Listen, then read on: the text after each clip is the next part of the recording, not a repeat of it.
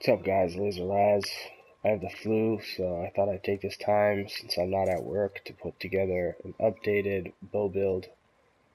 And a lot of people on the forums always ask about bow builds, and they throw some ideas around. They all turned into a snipe heavy damage stacking, kind of boring build. Can't really 1vx with it or solo very well with it unless you catch that one guy off guard. So I've been running this build for about a year and a half now, and I absolutely love it. I got out of breath here. This flu's kicking my ass. I've been running this build on my DC. I got Grand Overlord on him with this build, and now on my AD, the same thing. I am Argonian. It's just personal preference. I've been Argonian. I just like the way they look.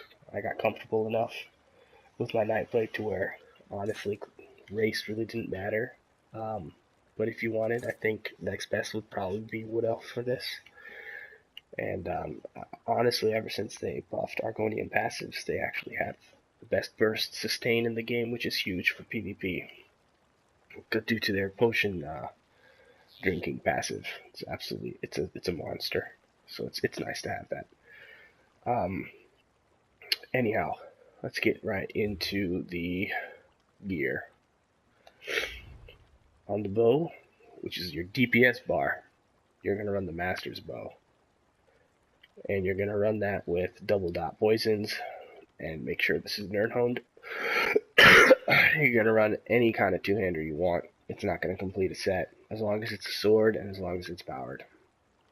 You're going to run 2-piece Valken Scoria, 5-piece Sheer Venom, and all medium, all well fitted. And I prefer tri-stat glyphs. You could get some stand glyphs on here instead, increase that max stand, but I didn't find it necessary. I like the added health and the added magicka, so and 3 agility. Now this is a dot heavy build, actually. That's why we're wearing Scoria. So Sheer Venom, every time you poison eject, it's going to proc your Sheer Venom since it's an execute, so that's a nice dot. And every time you proc your poison, that's another 2 dots. And every time you lethal arrow, you're going to proc a poison status effect, which is another dot. And it's been recently buffed, and that poison actually ticks pretty decent. So this is a very dot heavy build. It adds a lot of pressure to add in with your combinations, which I'll show you later, or explain later. We're all well fitted. Well fitted instead of impen because, well, I found that even with 2 heavy and 2500 impen, I was still pretty squishy. Still wearing that medium. And I would rather dodge more often and mitigate all damage, apart from the undodgeables, than to take some damage. Because even that some damage wearing impen hurts. Especially a Nightblade. So, this is a dodge heavy build as well. So, the more you reduce the cost of that dodge to take away from your low stand pool, the better. And actually, you can dodge quite a few times before your stand pool really starts to get hit. I'll show you 5 rolls right now and what that looks like. 1, 2, 3, 4, 5. Not very much. Ended up at 92% with my stand ticking. So that's 5 rolls in a row. Now, anything after 5 is going to start to hurt a lot. So, but it's nice to know that 1 or 2 rolls, even at low stand, you can afford. And it's going to mitigate a lot of damage. And plus, it has a lot to do with the fighting style, too, because many times you're going to be rolling through your opponent, cloaking, and setting up with that lethal arrow ambush combination.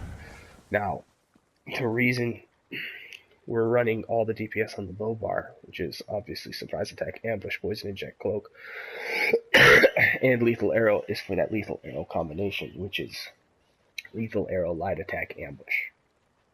And usually all 3 will land about the same time. In fact, if you're fast enough, you can probably get a surprise attack or incap in there before your lethal arrow lands, because when you do fire off a lethal arrow, you'll notice that there is a time traveled for the arrow. And that's where the big burst potential comes from. Plus they're major defiled. Plus you got a dot going on them. So it makes for really, really nice burst that comes very unexpected. As far as champion points go, Gonna put a lot into tumbling, 72. With tumbling and 7 medium and all well fitted. I don't mind this deathly cough. I'm pushing close to 80% stam roll dodge reduction, which is huge. The major defile, 43 points takes my major defile to about 40%, which is real nice. Moon Calf, kind of self-explanatory. Warlord, quick recovery, stacks nicely with the Argonian healing passives. Hardy, Argonians actually have a passive for poison resist, so it works out kind of well. Elemental Defender, important. Flame damage hurts on the vampire, so put a little more into that. Thick skin, a lot of dots out there. You know, biting jabs and DK dots and Destro ultis. You know, thick skin I think is really important. Ironclad, of course, helps a lot against especially Nightblades. I had some points left over, so I got some crit resist. Pretty self-explanatory. 56 into mighty. Anything over that is really, you start to lose a lot of points. Thaumaturge, because again, you are running about 5 dots. 72 into Master at Arms. Shattering Blows to get those pesky swords out of here. Alright, so my back bar, I don't think I went over the back bar yet. The back bar is Rally, Vigor, Relentless Focus, and Shuffle, and I run Mark. I run Mark instead of Fear for PvP, and reason being is I just feel like Fear is good, but people break free fast. People have a lot of sustain, can heal very well, and unless you catch them at the end of their stam pool, which they should be dead already, and they can't break free, or you catch them in a glitch where they can't break free, Fear to me is just no good anymore. I'd rather have Mark, especially going up against a Nightblade who is using Fear but not rocking Mark. If I have them marked, but they don't have me marked, 90% of the time I win that fight. So I'd rather run Mark against Nightblades. And as far as my ulti, this is a very overlooked ulti in the back bar. It's Soul Siphon. It's fantastic. It's much better than Soul Tether as a back bar defensive. Not to mention as a 15-meter radius, but the heal is insane, as you can see from this. Absolutely, it's a monster. And I've survived so many multiple Destro ultis just popping this and having the whole group or anyone around me survive because of this ulti. So it's absolutely fantastic. It's the other morph of Soul Tether I recommend. If you're a Nightblade, you pick this up for back bar. There you have it. That's it. That's my bow build. It's all opinion, of course, and personal preference, but hope you enjoy it. Hope you try it out. And if you have any questions, feel free to send me a message on PlayStation or post it here in the YouTube forums. Thanks.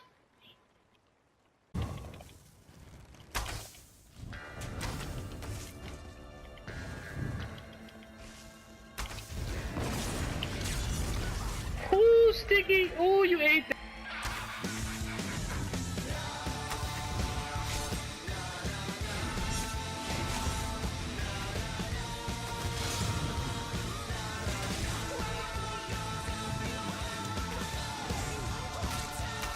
Oh.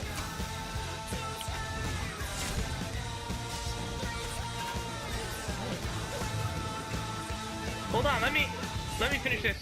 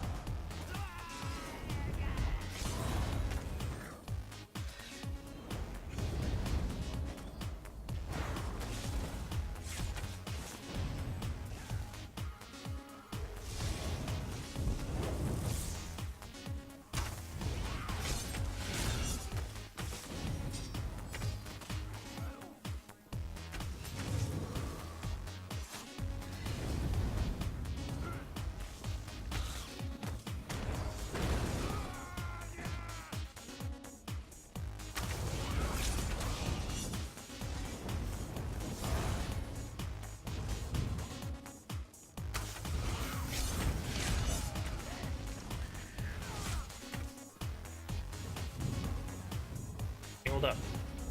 Hold on a sec. Ooh, this might be a tough fight.